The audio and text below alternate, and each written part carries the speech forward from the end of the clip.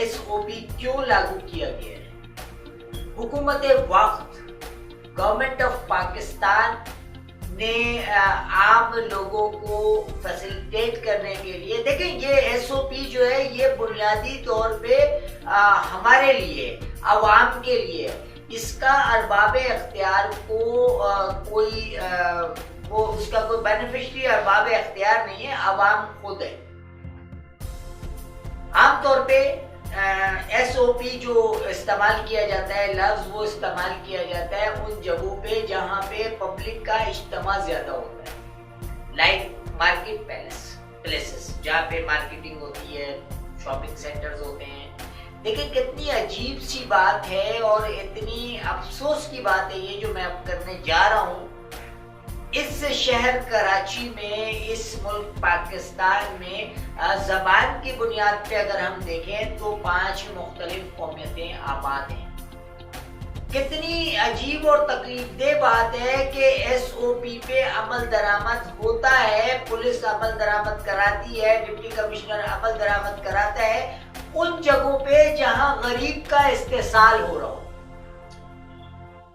कैसे मैं एक छोटी सी मिसाल दूं, नॉर्थ कराची, नॉर्थ नाजिमाबाद में अगर इतवार बाजार, पीर बाजार लगता है तो उसे मना कर दिया जाता है। डिप्टी कमिश्नर इम्तियाज अमरो साहब जाते हैं, लाते मार करके ठेले गिरा देते हैं।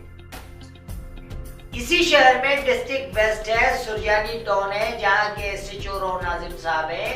वहां रात 3 बजे तक फूड चेन खुली होती है, रश होता है, यानी शहर के दूसरे इलाकों से लोग तफरी करने KDA फ्लैट के नीचे मौजूद दुकानों में आते हैं, जहां 2-2:30 बजे रात तक आम हालात से ज्यादा मार्केटें खुली होती हैं। अच्छा, ऐसा क्यों है? उसकी वजह क्या है? District west, deputy commissioner west, deputy commissioner central, इन दोनों के माइंडसेट में क्या फर्क है? माइंडसेट में फर्क ये है कि डिप्टी कमिश्नर सेंट्रल को एक मुतसबाना हुक्मनामे के जरिए पाबंद किया जाता है कि जितना लहू निचोड़ सकते हो गरीब आवाम का निचोड़ो। यानी एक मीटिंग में मैं बैठा हुआ था जहां एडिशनल कमिश्नर 1, 2 और डिप्टी कमिश्नर साहब, कमिश्नर कराची साहब बैठे थे। तो डिप्टी कमिश्नर साहब अपनी टीम के साथ बैठते हैं और कहते हैं कि अभी मजीद चीजें निकालें, यानी गरीब को जिंदा रहने के, सर्वाइवल के रास्ते खत्म किए गए। किसमें? डिस्ट्रिक्ट सेंट्रल में, डिस्ट्रिक्ट मलीर के कुछ हिस्सों में, उन इलाकों में जहां एक मखसूस कम्युनिटी आबाद है। आप, मैंने मिसाल दी सुरजानी टाउन की, आप गडाब 2 में जाके देख लीजिए रात के औकात में किस कदर खूबसूरती से मार्केटें सजी हुई होती हैं और कारोबार अरूज पे होता है। ये एसओपी पे अमल दरामद, एसओपी तो मेरे भाई लोगों के मफाद के लिए एक यूं समझ लें ऑर्डिनेंस है कि आपने इन कवानीन के तहत रहते हुए अपनी जिंदगी को गुजारना है, लेकिन उस पे अमल दरामद कराना गवर्नमेंट की रिट है। गवर्नमेंट की रिट कहाँ कमजोर होती है? जिसके बेनिफिशियरी यानी एथनिक बुनियादों पर इसको डिस्ट्रीब्यूट कर दिया गया है, जो इस मुल्क की सालमियत के लिए मिनासुल कौम खतरनाक। अब सवाल ये पैदा होता है कि बुनियादी तौर पे हम इन मामलात से क्यों गुजर रहे हैं? देखिए, मैंने आपको हमेशा कहा है कि एक कोविड-19 की एक इंटरनेशनल साजिश थी। क्या नमूनिया पहले नहीं होता था? क्या ये मर्ज फेफड़ों का या गले का या ट्रैकिया में क्या पहले वायरस नहीं आता था? पहले भी आता था। सारी दुनिया की इकोनॉमी को लैपटॉप में लाने की जो यहूदी कोशिश है उसका हम आलाकार या हिस्सा बने। यानी पहली दफा कोविड-19 को, ये बेसिकली एक तरह का साइबर वॉर है, एक तरह का ये मीडिया के जरिए एक वार है माइंडसेट को तब्दील करने का। माइंडसेट को किस तरह से तब्दील किया जाता है? देखिए, शुरू में आपको शायद याद होगा कि गवर्नमेंट ऑफ पाकिस्तान के तमाम सरकारी अस्पतालों में कोई भी पेशेंट अगर डेथ होती थी तो वो कहते थे कि ये कोविड-19 में, कोरोना में इसका इंतकाल हुआ, यानी डेड बॉडीज भी नहीं देते थे। उस मरीज को, जो कि एक बुनियादी तौर पे नमूनिया का मरीज है, उसको अछूत बना दिया जाता था कि उसके, यानी अगर बाप को, और ये फर्जी कहानियां मीडिया के जरिए गढ़ी गई, खासकर इसमें जो मौरद इल्जाम है वो सोशल मीडिया है। तरह तरह की कहानी गढ़ी गई कि जी वो एक माँ और बेटा बाहर से आए हैं, पहले बेटे को कोरोना हो गया, फिर माँ को कोरोना हो गया, माँ की डेड बॉडी दी, पुलिस वाले ने एम्बुलेंसेस चेंज की और वहां जाकर के खड्डा खोद करके उसमें दफना दिया। ये मिनहासुल कौम कोरोना से साइबर वार के जरिए आपके जहन को कैप्चर किया गया। बहरहाल बैनुल अक़वामी सूनी साजिश थी और इसमें इंस्ट्रूमेंट कुछ और नहीं है, सिर्फ मीडिया है। सिर्फ मीडिया है कि मीडिया के जरिए लोगों के माइंडसेट को तब्दील किया जाता है। देखिए, मैं हमेशा कहता हूं सारी दुनिया में अब हाइब्रिड वार का जमाना खत्म हो गया। अब लोगों को एटम बम के जरिए या हाइड्रोजन बम के जरिए या मार्टर गोलों के जरिए या G3 के जरिए नहीं डराया जाता है। अब लोगों के माइंड सेट को चेंज कर दिया जाता है। इसकी वाज़ा मिसालें सारी दुनिया में मौजूद है। सद्दाम हुसैन पे काबू पाने के लिए, सद्दाम हुसैन को यानी यूं कह लीजिए कि इराक पे कब्जा करने के लिए अमेरिका ने अपनी फौजी कुव्वत इस्तेमाल की, जबकि पड़ोस में मुल्क सीरिया में उन्होंने साइबर वॉर से गेम खेला और साइबर वॉर के जरिए वहां की हुकूमत को तब्दील कर दिया, यानी वहां की अवाम को हुकूमत का मुखालिफ कर दिया और मुखालिफ करने के बाद वहां अपनी मर्जी की हुकूमत कायम कर दी। तो ये यहूदियों का हथियार है मीडिया, यानी मैं सहाफत की बात नहीं कर रहा हूं। अगर सहाफत की तशरीह की जाए तो सहाफत बुनियादी तौर पे पेशा पैगम्बरी है।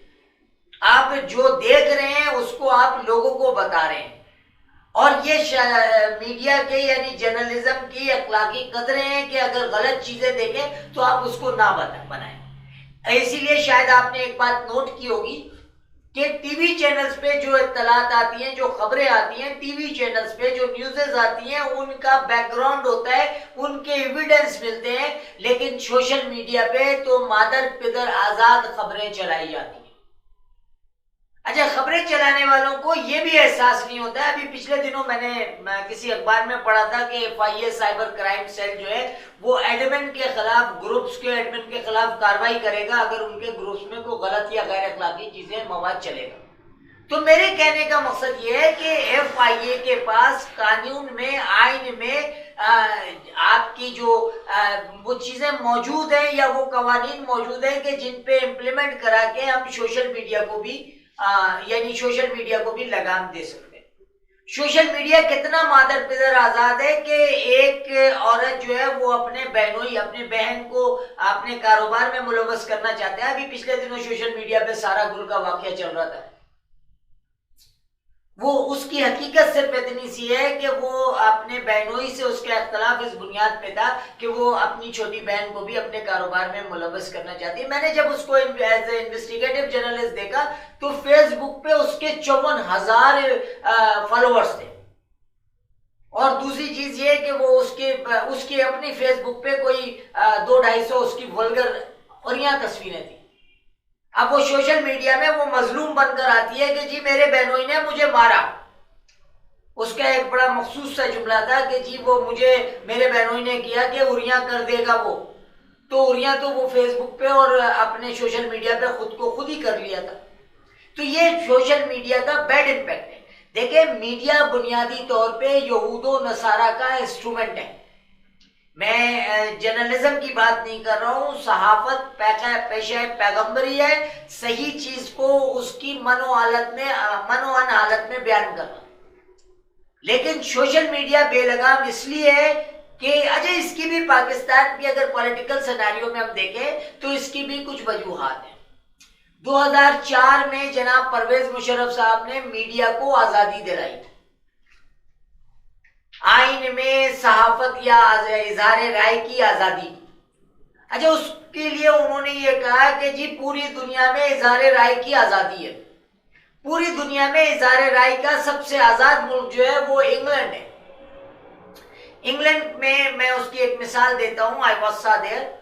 कि एक हाइड पार्क बना हुआ है जहां गेट पे खुतबा लिखा हुआ है कि आपने जो भी दिल की भड़ास निकालनी है, अंदर मॉडम रखे हुए हैं, व्यूअर्स बैठे हुए हैं, आप जाके किसी भी मौजू पे वहां तकरीर कर लें, किसी को भी बुरा कह लें, भला कह लें, उस पे कोई कानूनी पाबंदी नहीं है। लेकिन वहां भी नीचे एक जुमला लिखा हुआ है कि क्वीन एलिजाबेथ की फैमिली के लिए आप कुछ नहीं कह सकते। और उसी मुल्क से साहब आजादी राय के हवाले से जो उसी बर्तानिया से जो चीजें निकल रहे हैं, वो उसकी मिसाल हमारे पास हिस्ट्री बड़ी पड़ी है, शैतानिक वर्सेस सलमान रश्दी की किताब। उसके अलावा यानी मजहबी मामलात में भी उन्होंने आजादी राय को मिसयूज किया, चूंकि ये हम जानते हैं कि मीडिया बुनियादी तौर पे यहूदो नसारा का इंस्ट्रूमेंट है। अब पाकिस्तान में भी इन्होंने कोरोना डिजास्टर पे पूरे पाकिस्तानी अवाम को ज़हनी तौर पे इतना डरा दिया कि अगर कोई खांसता है तो साथ बैठा हुआ आदमी जो है ना फौरन भागता है उससे उठकर। क्या मैं बहुत मासूमाना अंदाज में पूछ रहा हूं, क्या नमूनिया पहले नहीं होता था इस कोरोना से पहले? क्या ये कोई नया वायरस है? और अगर ये नया वायरस है तो इसको क्या वो हकीकतें सही नहीं है कि इसको फला मुल्क ने अपनी लेबोरेटरी में तैयार किया और वुहान सिटी चाइना पे इससे हमला किया? तो हालत जंग में एसओपी बिल्कुल वैसे ही है कि जैसे अगर आप किसी मुल्क में रहते हैं और हालत जंग है तो हुकूमत आपको बताती है कि ये एहतियाती तदाबीर आप इख्तियार करें, अपने घर के आगे ग्राउंड में ट्रेंच बना लें, जब बमबारी हो तो आप ट्रेंच में चले जाएं, जब बमबारी हो जब ट्रेंच में चले जाएं। ये नहीं कहीं पे कहा जाता है कि जी आप हर वक्त ट्रेंच में रहें।